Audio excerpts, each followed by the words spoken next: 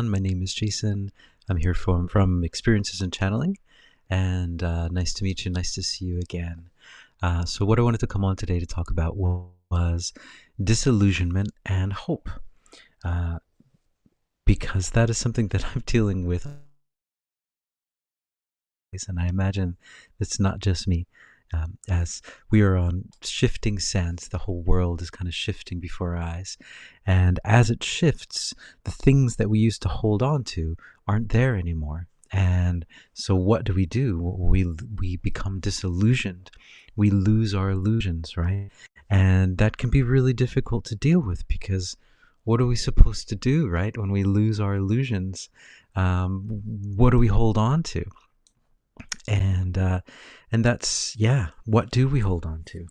And I'll give a phrase that my teacher Jalila Star always says: hold on to nothing and you'll have to.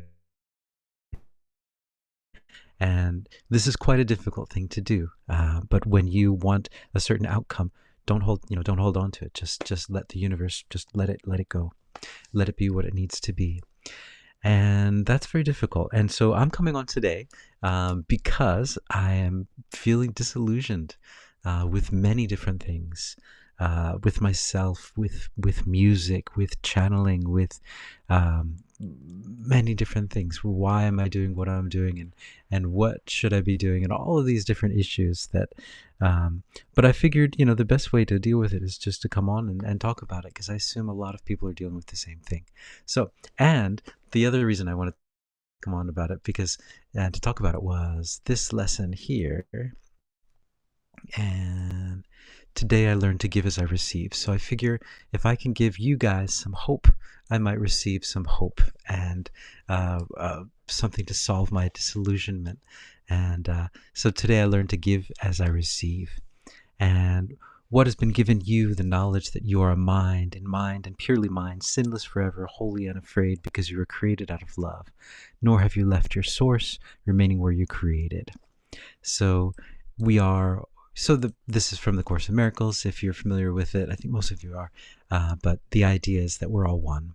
And so when we give something to someone else, we're actually giving to ourselves.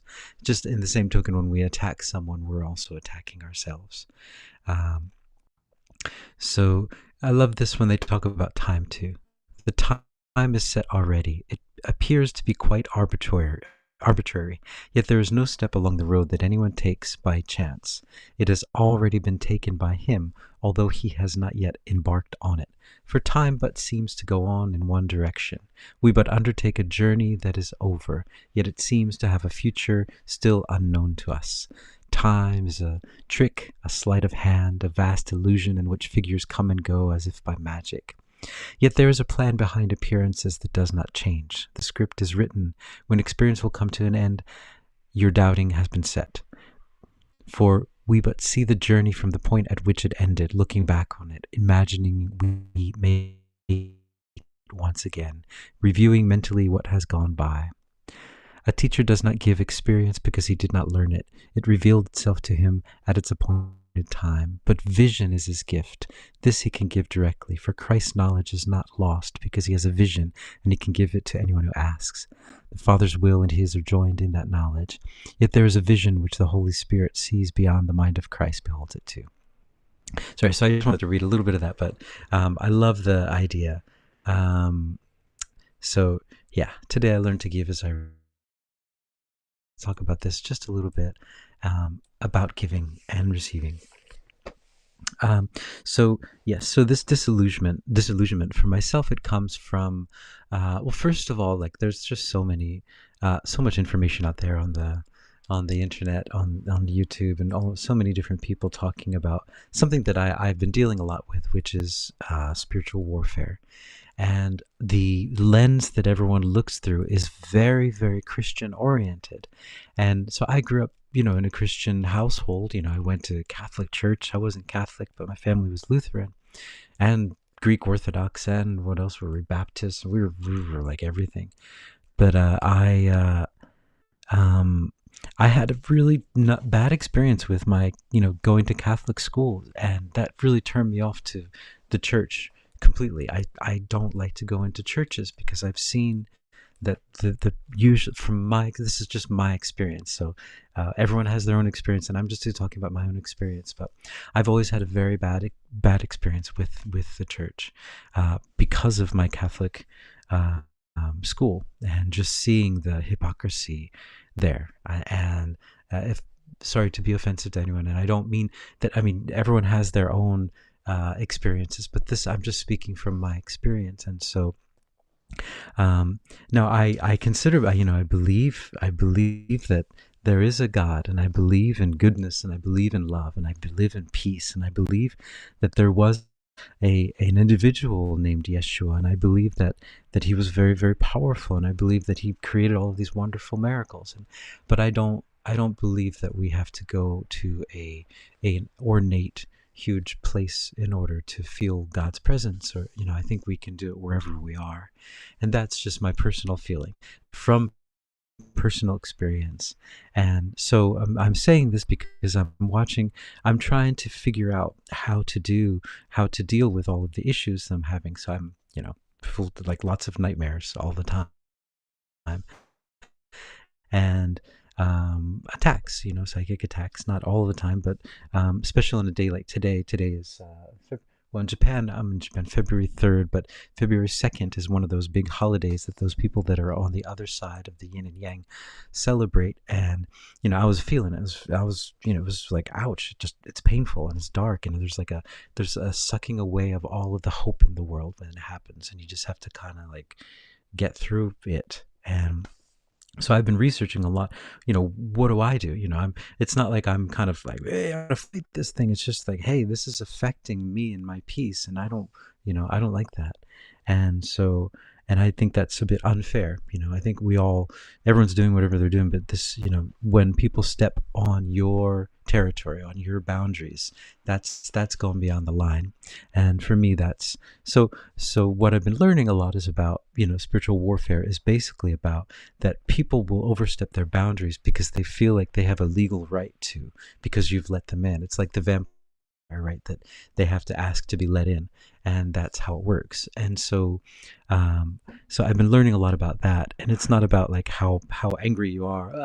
It's not about anger. It's just about, it's about understanding the legality of it. And so it's very confusing for me because of that, because I tend to, well, how can I say this? Yeah, it's just very confusing because I find the information to be really good, but at times it tends to be so focused and closed off to any other ideas, any other ways of thinking. And a lot of times it seems to be closed off from some of the Bibles that weren't included, or some of the books in the Bible that weren't included in the modern Bible.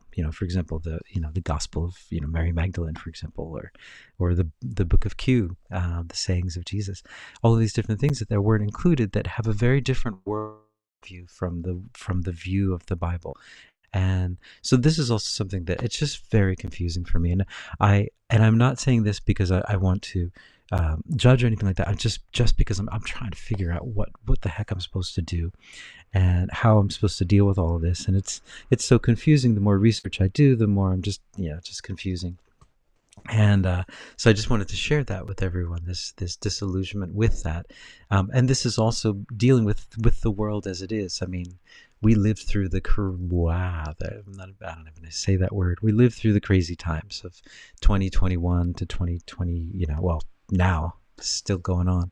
But we lived through the crazy times where there was a disease that spread throughout the world, and then there was a medicine that spread throughout the world, and everyone was forced to get the medicine, and all these different things. So we lived through all that, and we were all like shut down in our homes, and we couldn't leave, and all that kind of stuff. And that was very disillusioning, I think.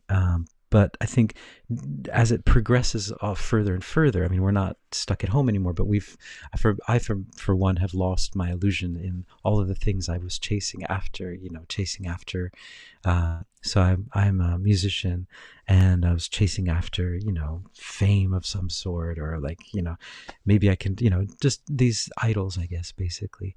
And just chasing after a life that I thought would make me happy, and all of these things. And once you realize that it's all inside, and then you get really disillusioned because what do you do, right? Do you just spend all of your time inside? But we're down here for a reason. Like, do so. It's just there's so many different issues that you know. And so I wanted to share that, and I don't have an answer. I do have a pocket of peace to give, but I don't have an answer. But I think I have a possible kind of working hypothesis on how to handle it, and just that this is, as my guides have been saying, is the transition time. It's just we're the in between time. We're in between two paradigms, two ways of thinking, two ways of approaching the world, and yeah, it's got to be confusing. Otherwise, what would be the point, right? We're here, we're learning. So this confusion is about discernment, right? About, can we see through this like maelstrom of all of these things moving all over the place all at once? Can we see what's real? Can we really, use our hearts to really discern what's real and what's not real? Yeah, and that's probably the biggest thing that we can do at this moment. And I find as a musician, like there's some, I have, I'm a composer, and so I write music for all kinds of different things, for orchestras and string quartets and stuff.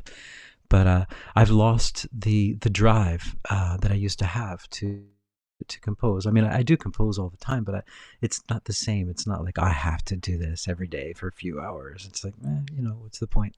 If I don't feel drawn to do it, I'm not going to do it. And so recently, with many things in my life, I don't really feel like I want to do it. And that bothers me sometimes, because it's just like, well, what the heck am I supposed to do? So I end up just taking really, really long walks.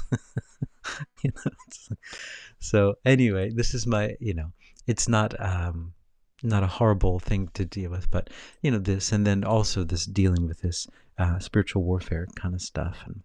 And I've been learning, I was averse to the idea of prayer because that came from my Catholic kind of school, and that was, prayer equals like these abusive priests. And so I just, I don't like it. But then I started using prayer, and I find that it actually helps a lot. It is quite helpful. But that prayer doesn't have to be denominational as well, is what I've been learning. So there's that. So I wanted to share that. And then I just want to go through a few other things, and then I'm going to do a pocket of peace. And I think I might just do a channeling. And this, I'm not sure if it will be helpful to a lot of you. I'm like the best salesman ever, right? But I want to do a channeling on Japan, on how Japan is going now, and what's going on at this moment with the Strait of Hormuz, I think it's called, is where a lot of the oil is transported, and a lot of that comes to Japan. And so I just curious, just because it seems like a lot of people are starting to kind of lose their stuff here, and I'm just want to find out. And so, but before I do that, I just want to share something interesting. So this is on the lighter side. This is there's this place called Little Sheep. Little Sheep is a hot pot chain restaurant. I think it's all over the world. I've had it in America and here in Japan as well. And but usually I buy the stuff that you can make at home, and it's really good. I mean, I love this stuff. It's so cool, so powerful. But so if you look, there's two soups, right? There's the mushroom soup here, and then the really hot soup here, and it looks like a yin and yang, and that's of course on purpose. And but you can see they have the red dates, and then they have the goji berries in it, and here they have the star anise. So it's filled with all kinds of spices and stuff. It's full of flavor, and it's really, really good. And you just kind of put all kinds of vegetables and meat in it, and just eat it, and it's so good. But so I had it a few nights ago, and I was thinking about this, or no, I wasn't. I was looking at the label, and here's the label. It's kind of hard to see, but it says, nearly 800 years ago, Kublai Khan, the first emperor of the Yuan dynasty. Kublai Khan is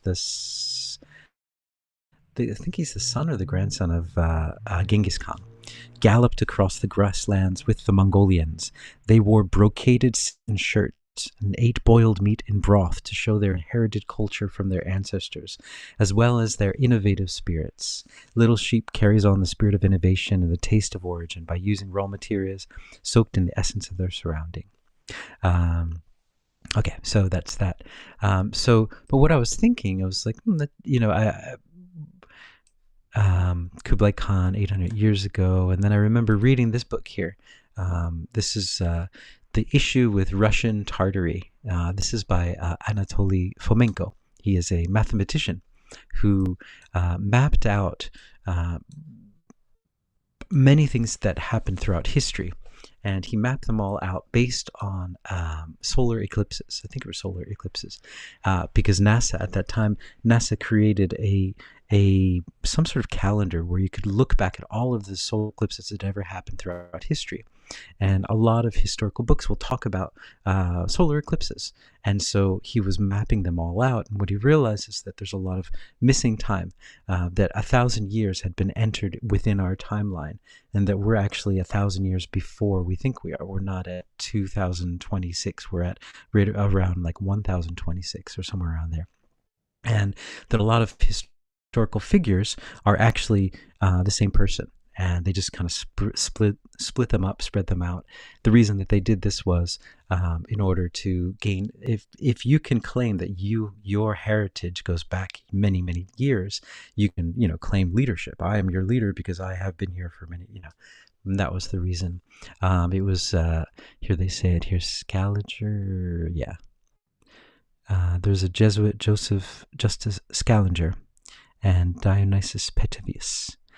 So they were the ones that added this. We run off of, I think that's what's called the Scaliger timeline.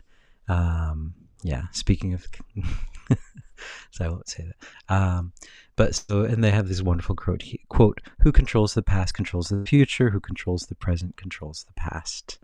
But what he was talking about in this book, The Issue with Russian Tartary, was he was looking back at Mongolian, how people would describe Mongolia at the time. And the way that they described it was the way that we think about the Mongolians, they're kind of like barbarians, and they're traveling around in these tents, and but the way that they described their buildings, and the people that were outside would describe their buildings, they sounded a lot like the buildings that were in Russia, with the dome top, the little onion top, and they're very, very ornate, and they used all kinds of fine materials. And so what Fomenko was saying was that Mongolia was actually Russia. That whole thing, these barbarians were not barbarians. That was Russia. But when they're rewriting history, they had to separate that. They're like, no, these people lived out in the desert, and there's nothing left over. That was another thing. There's nothing left over. Where are all their amazing buildings? They're all right in Moscow. That's Mongolian. So, and I thought when I was looking at this, oh, hey, Judy, long time no see. Hey. I mean, well, I can't see you, but but I was reading here this thing, and I was thinking, oh my God, I think this hot pot flavor, oh, I can't get to the back side. This hot pot is a taste of Tartaria. So I'm actually this is the flavor of Tartaria. And I was thinking, reading this, so they were saying that Kublai Khan was traveling with these Mongolians, and they made this pot with these delectable seasonings, and they were wearing silk shirts.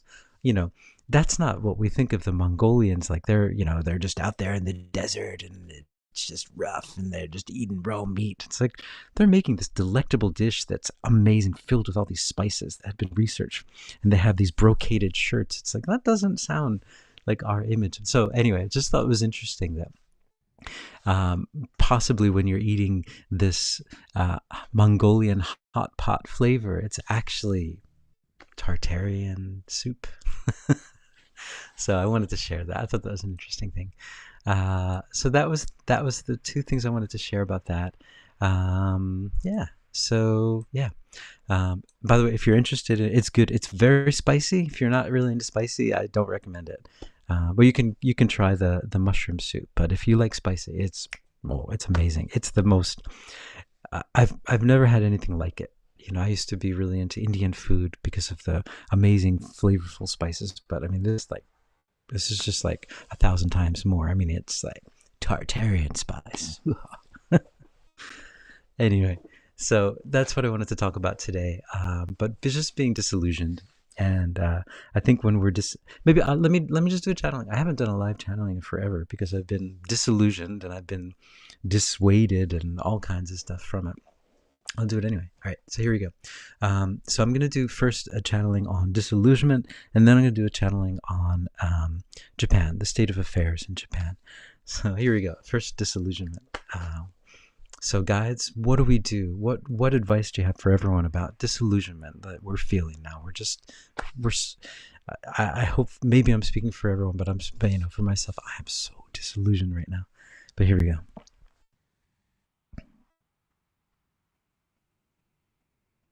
Mm. Yes, this is a beautiful question. What do you do when you're disillusioned? Well, first of all, what we would say is you have to analyze, you have to go deep and to see why and what it is that brought this disillusionment to you. Because the disillusionment is a wonderful thing to be brought to.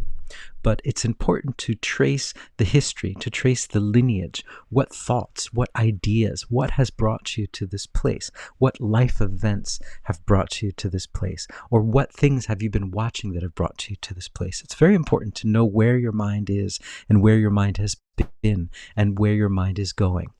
So this is the first step. First, trace it back to where it started. You'll see it as you trace it back, and you can ask for guidance from God, from the source. You can ask. You just say, I want to know where this is coming from. Please show me where this is coming from. And it will be revealed to you over time. And once you find the cause, then you can start to deal with the effects, this disillusionment. Disillusionment in itself is not a bad thing at all. In fact, it is a wonderful thing to be disillusioned, because that means that you are approaching closer and closer to what is real, to reality. But reality can be quite shocking to many, because you hold on to many of the idols in your world, to the idols of for example, this being idols of fame, for example, or idols of getting that job, or idols of having that car, all of the different idols that you have. You hold on to them. And when you lose them, it can feel like you're losing your religion. As this being says, losing your stuff, but we would say losing your religion, because that was your belief system. And once it's pulled out from under you, what do you have left? You have the lack of illusions. And what happens to many of you when this happens is you try to fill that gap with more illusions. You try to fill it with as much as you can. You try to create more illusions because you don't want to be in that situation where you're disillusioned. But we would say the second step is to be in disillusionment. Sit with it. Sit with it. Let it be what it is. And you'll find that many things will be revealed to you. The first thing that will be revealed to you is that you didn't need them anyway, and that the peace and the hope that you search for has always been inside of you. And so disillusionment is a reminder that peace and hope are not outside of you, they are inside of you.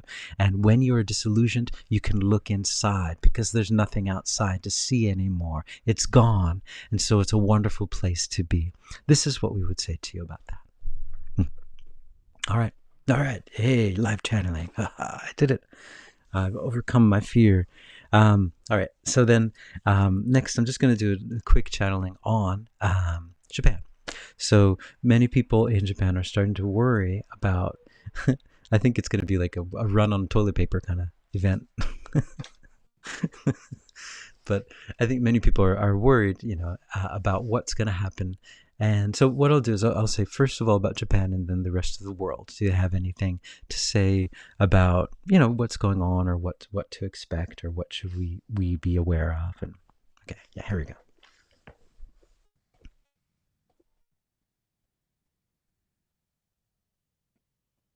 Hmm.